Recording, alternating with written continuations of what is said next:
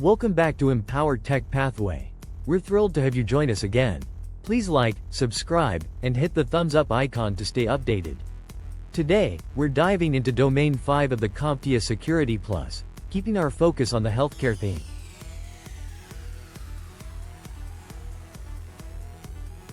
Let's explore the Security Program Management overview.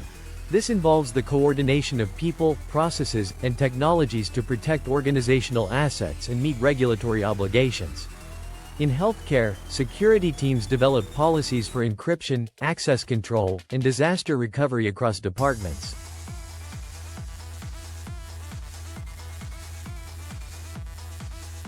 Understanding the difference between governance and management is crucial. Governance sets direction and policies, while management implements and enforces them. For instance, a hospital board mandates HIPAA compliance, and the IT department deploys encryption and logging to meet these requirements.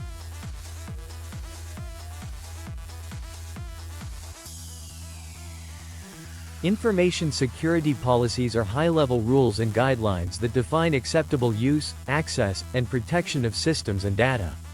In healthcare, policies mandate that FI must only be stored on encrypted devices approved by IT security.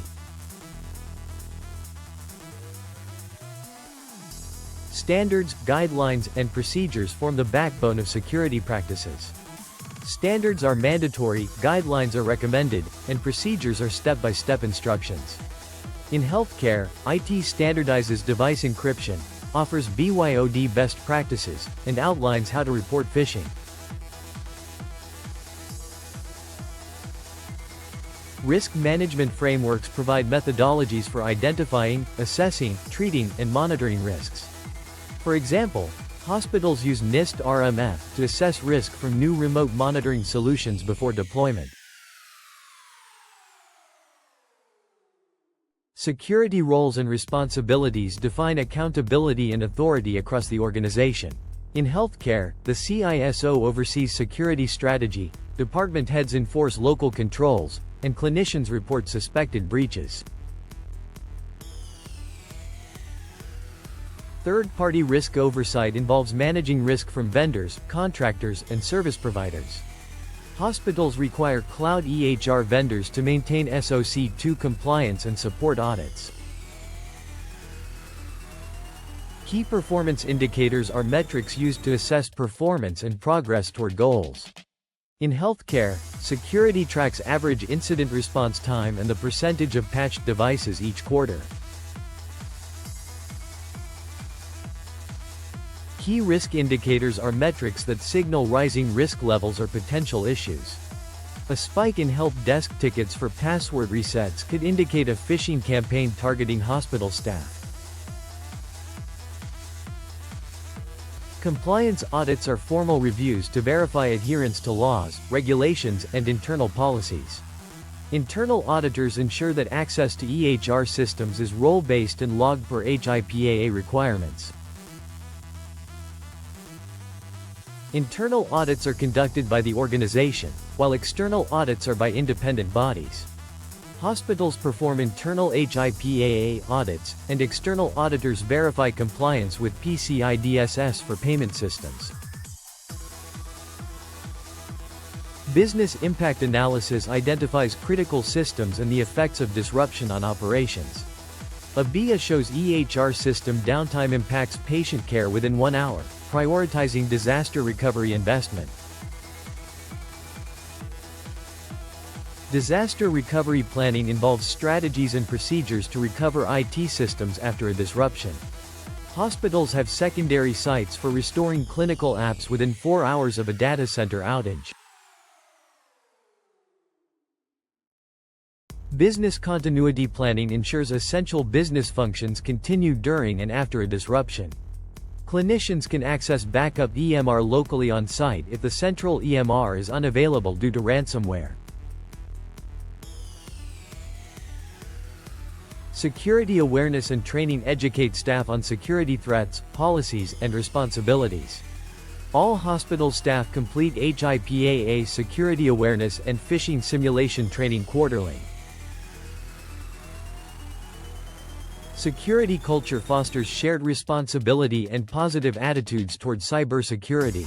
Staff are rewarded for reporting phishing attempts or physical tailgating into secure areas. The Security Program Charter is a formal document that defines authority, scope, and responsibilities of the security program. The Hospital Security Charter defines scope from clinical networks to cloud-based systems and who governs them.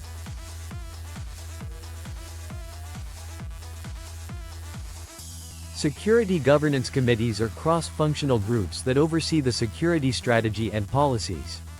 The committee includes the CISO, CIO, legal counsel, clinical leads, and compliance officers.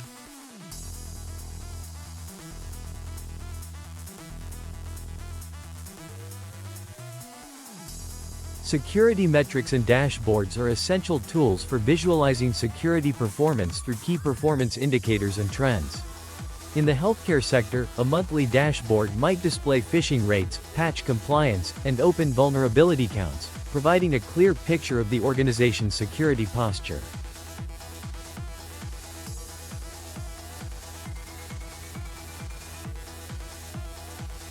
Security budgeting and resource allocation involve distributing funds and personnel based on risk and priorities. For instance, a hospital may increase its budget to enhance endpoint security after a vulnerability assessment reveals significant gaps. A security risk register serves as a central log of identified risks, their likelihood, impact, and mitigation steps. In healthcare, this might include outdated operating systems on lab systems, with assigned owners responsible for patching. Third-party risk assessment is crucial for evaluating vendors and partners for security and compliance risks. An example in healthcare is when an assessment flags a cloud EHR vendor missing an annual penetration test, requiring the contractor to remediate.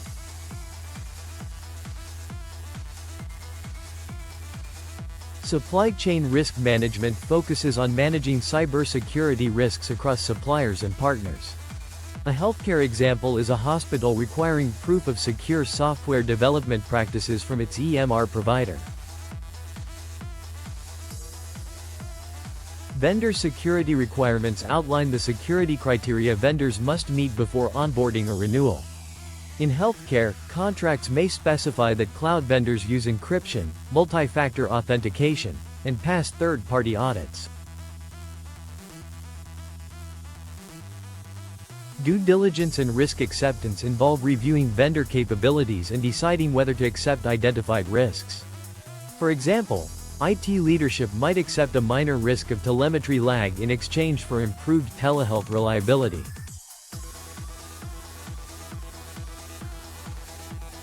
A security program roadmap is a multi-year plan aligning security initiatives with business goals and risk priorities. In healthcare, this could include replacing legacy VPNs, deploying SIEM, and implementing Zero Trust by 2026.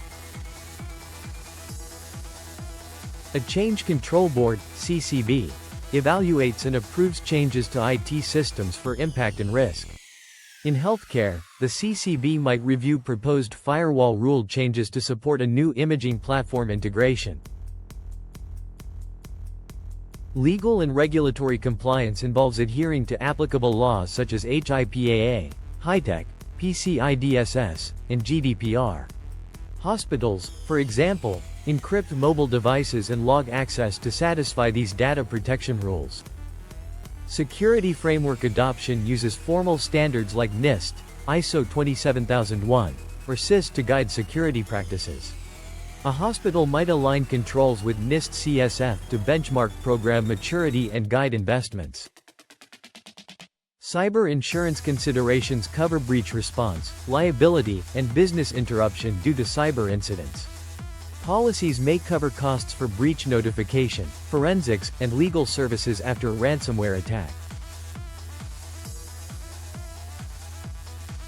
Information classification policies establish categories for data sensitivity and handling requirements. In healthcare, patient records might be classified as confidential and require encryption and access control. An acceptable use policy, AUP, defines acceptable behaviors for system and resource usage. In healthcare, this might prohibit staff from using hospital email accounts for personal or non-work-related use.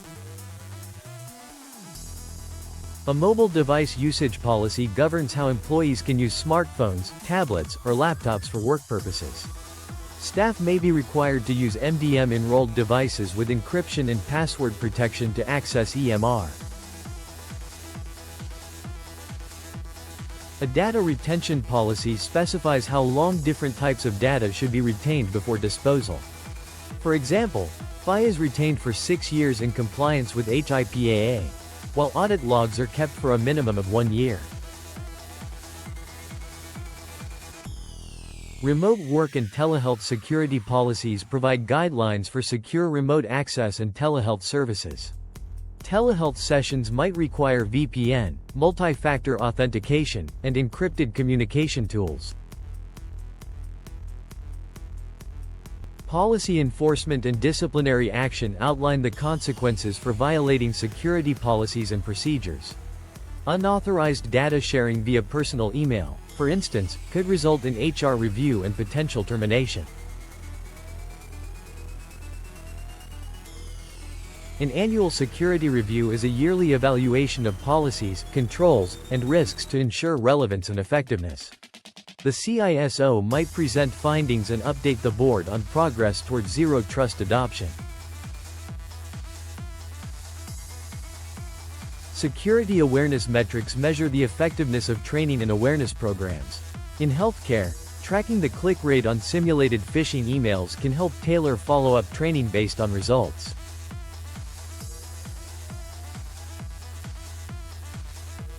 Security program benchmarking involves comparing internal security practices to industry peers or frameworks. In healthcare, hospitals can benchmark against peer facilities using HIMSS cybersecurity survey results to ensure they are meeting industry standards. Stakeholder communication strategy is about clear reporting and communication with leadership, users, and third parties. For example, a CISO might send a monthly executive summary highlighting incidents, trends, and mitigations to keep everyone informed and aligned.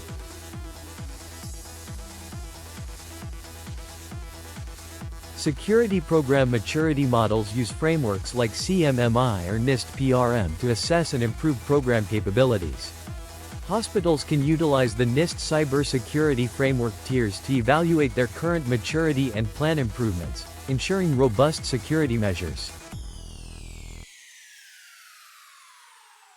The Security Champions program trains liaisons in departments who advocate for security practices. In healthcare, a nursing department champion might lead weekly reminders on password hygiene and FI protection, fostering a culture of security awareness.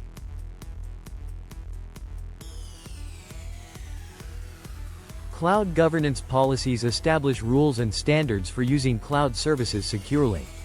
Only approved platforms like Azure and AWS may be used for storing FI, with encryption and audit logging enabled, ensuring compliance and data protection. An incident communication plan defines who communicates what, when, and how during a security incident.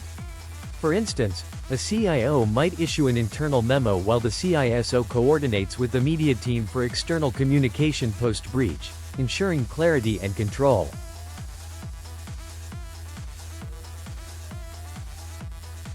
Security metrics for executives are high-level indicators presented to leadership to inform risk decisions.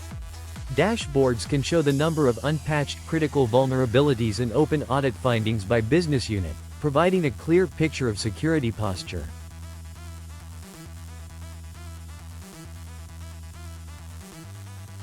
Security awareness for executives involves tailored training for board members and leadership on current threats and responsibilities.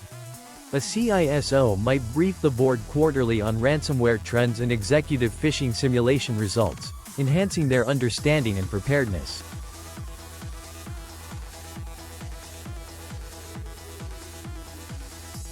The security policy exception process is a formal method to approve and track deviations from policies with documented risk. For example, a clinician might be granted temporary EMR access on a non-standard device for emergency care, with the exception logged and approved.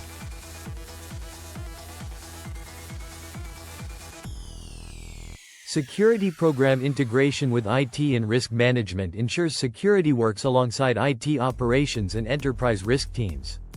A joint security IT risks team might review and approve new app deployments impacting FI, ensuring comprehensive risk management. Metrics-driven security planning uses data to guide strategy, investment, and staffing. A surge in help desk calls about access lockouts might inform a push for improved MFA onboarding processes, ensuring efficient and effective security measures. Future planning and roadmap review involves security leadership reviewing evolving threats, goals, and resource needs for ongoing improvement. Plans might include society maturity upgrades, AI threat detection pilots, and expansion of internal audit functions. We enjoyed you going through the Security Plus with us. Stay tuned for practice tests and more learning opportunities to continue enhancing your security knowledge and skills.